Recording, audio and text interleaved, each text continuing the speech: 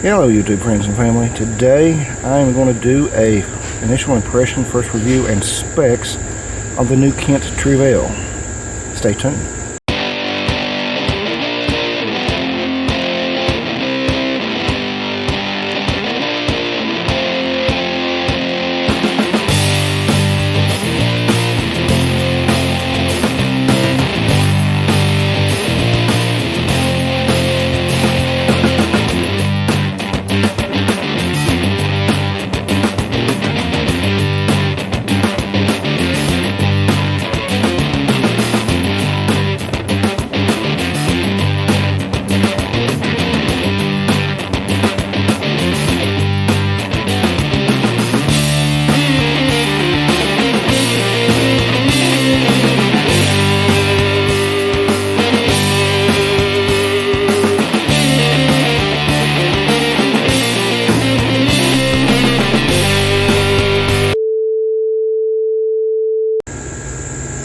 Alrighty, I recently picked this Trouvaille up for $3.98 plus shipping on Walmart.com.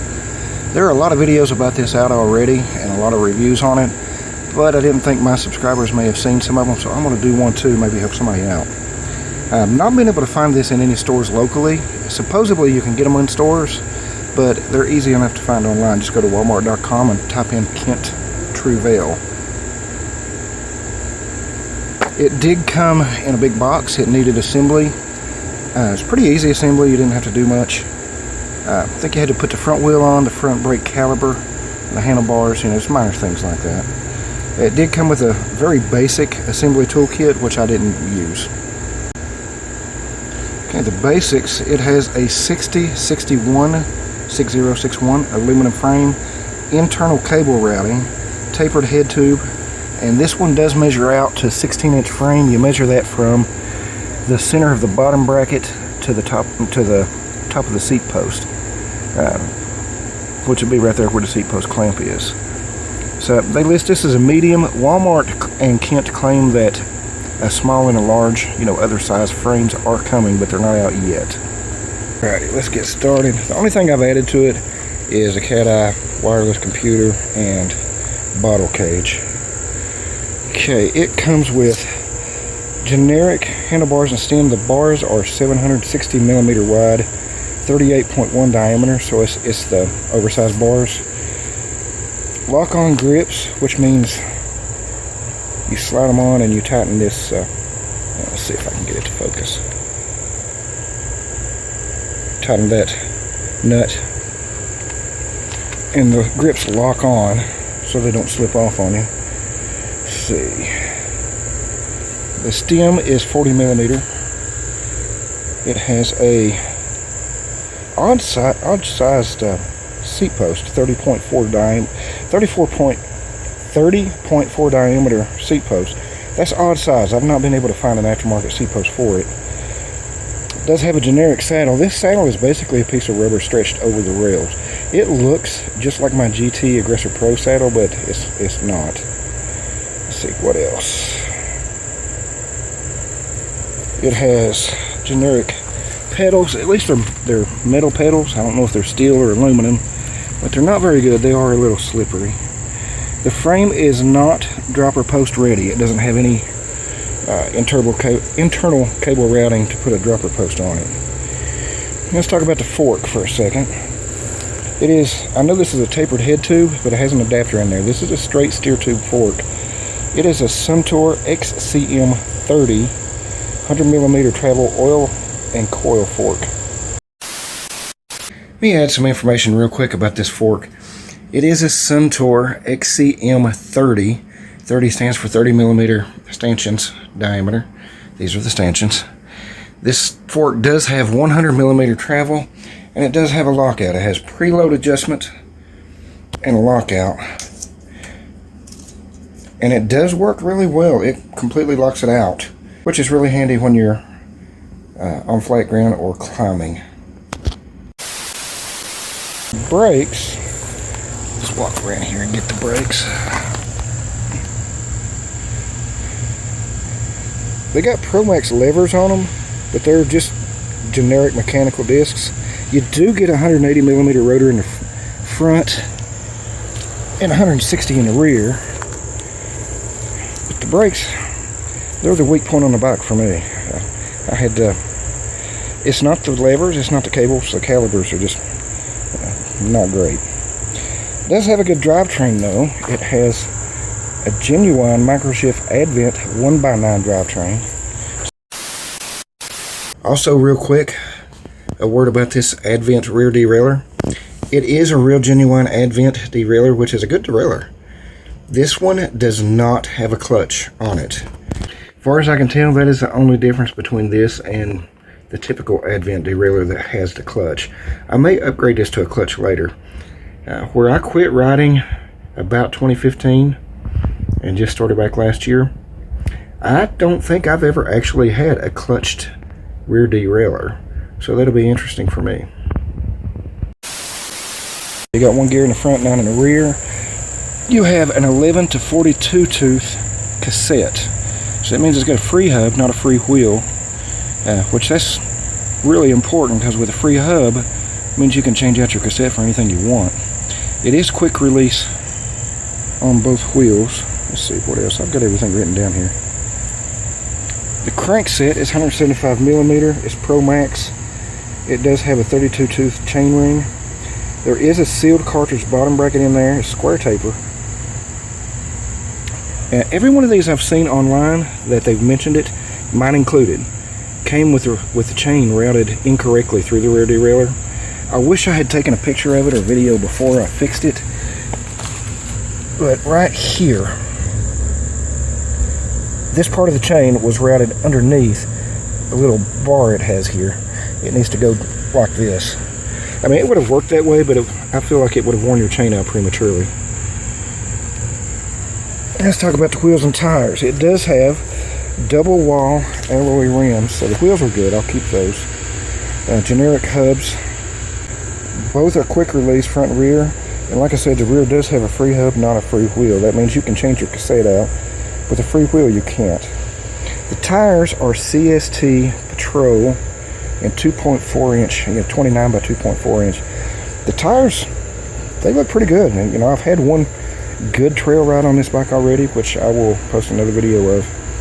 The tires worked really well. I was really impressed with them. There was a kickstand that came on the bike, was mounted right here. Obviously, I took it off.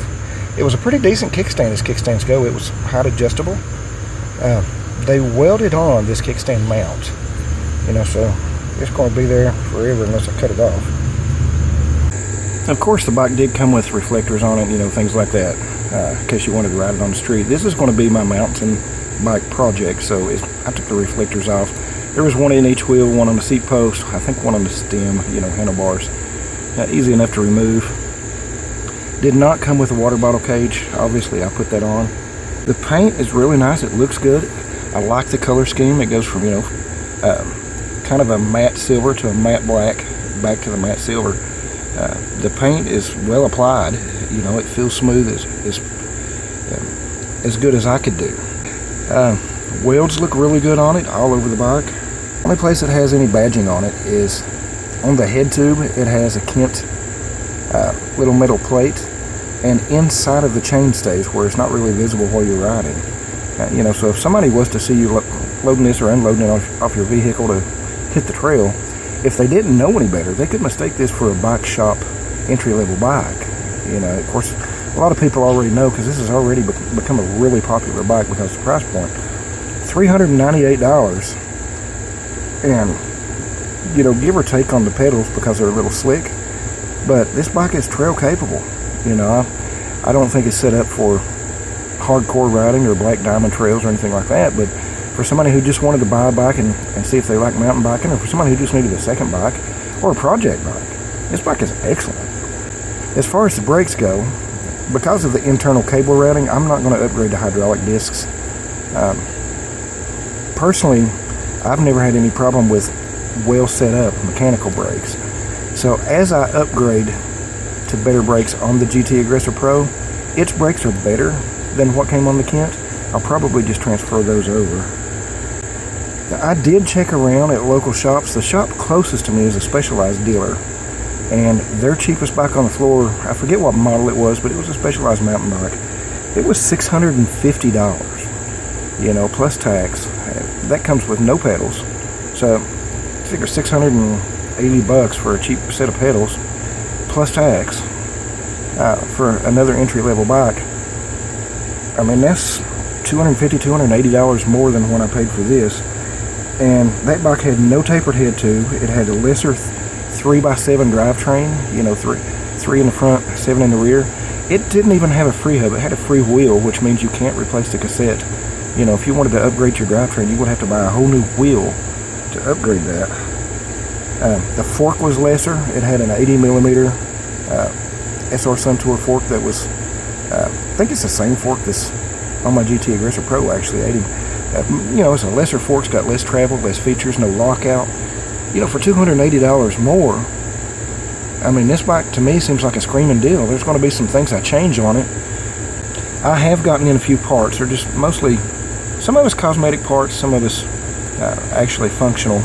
I got in a new stem and new handlebars, grips, pedals, things like that to put on this. I did actually order a C-post and C-post clamp, but they wouldn't fit.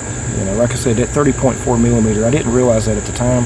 That's a really odd size. I'm not been able to find any aftermarket seat post for this, so that might become an issue in the future if you ever damage that seat post. I'm really happy with it so far. I've had it on one good trail ride. Of course, then, you know, I started having some health issues, which I'm still dealing with, but I enjoyed that ride, and it felt lighter than my GT Aggressor Pro. Matter of fact, it is slightly lighter. I think it was mental because it's not that much of a difference. But I will put up pictures of both bikes on the scale here.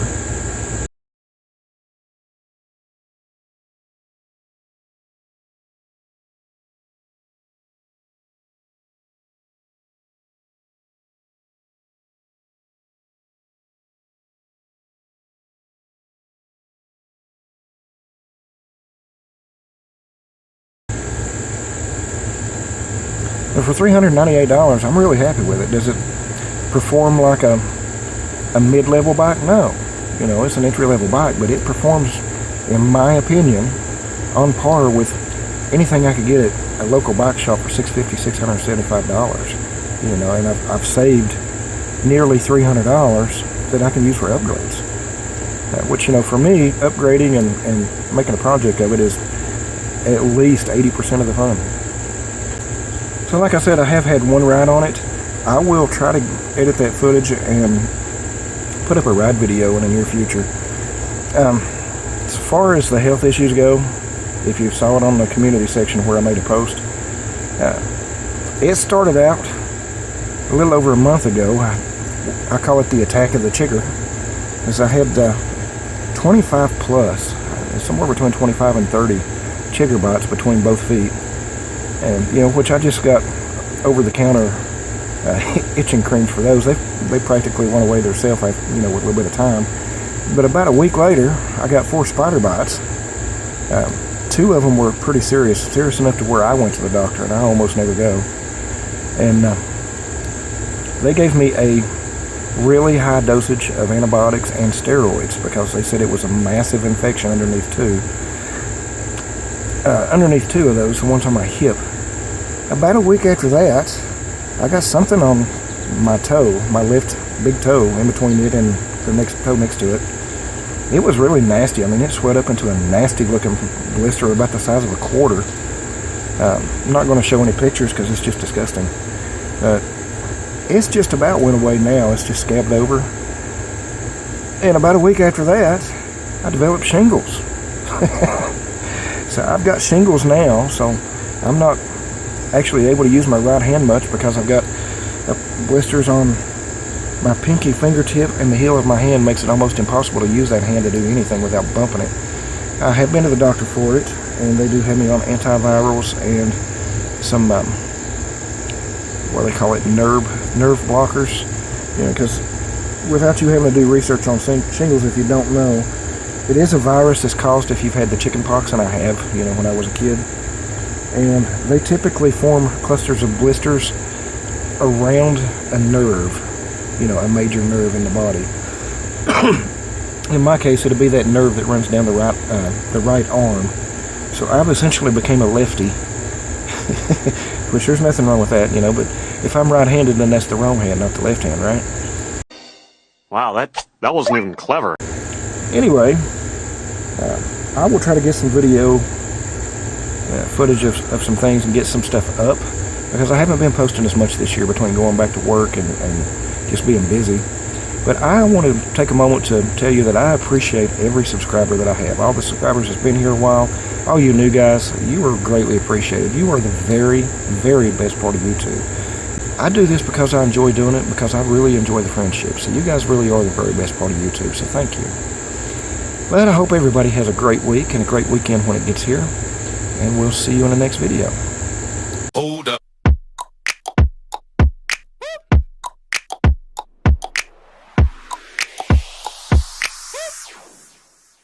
I love the show.